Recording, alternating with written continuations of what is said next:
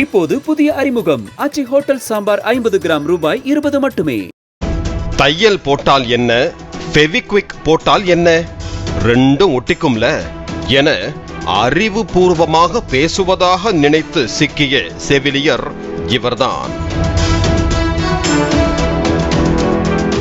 கடந்த மாதம் 14ஆம் தேதியன்று கர்நாடக மாநிலம் ஹாவேரி பகுதியை சேர்ந்த 7 வயது சிறுவன் ஒருவன் விளையாடிய போது ஏற்பட்ட காயம் காரணமாக கன்னத்தில் அடிபட்டதாக அடூரில் உள்ள ஆரம்ப சுகாதார மையத்திற்கு அழைத்து சென்றனர்.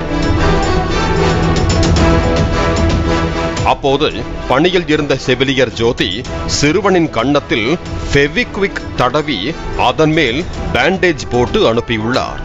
இதனை கண்ட சிறுவனின் தந்தை அதிர்ச்சி அடைந்து இரவில் செவிலியர் வீட்டுக்கே சென்றுள்ளார்.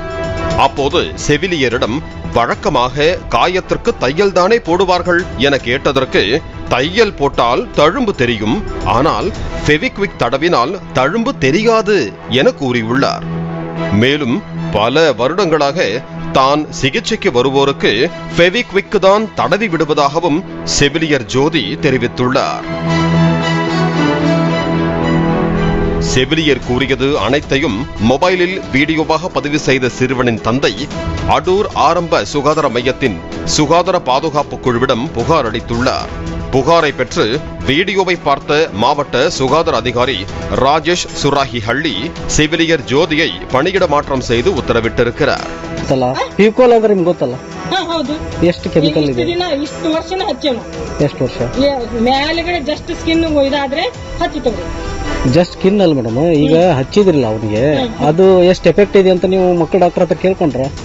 பல வருடங்களாக இதையே செய்து வந்ததாக செவிலியர் கூறிய வீடியோ இணையத்தில் வைரலாக பரவி வருகிறது. இதனை பார்த்த நெட்டிசன்கள் செவிலியருக்கு அறிவோ அறிவு என கிண்டலடித்து மீம்ஸ் போட்டு வருகிறார்கள்.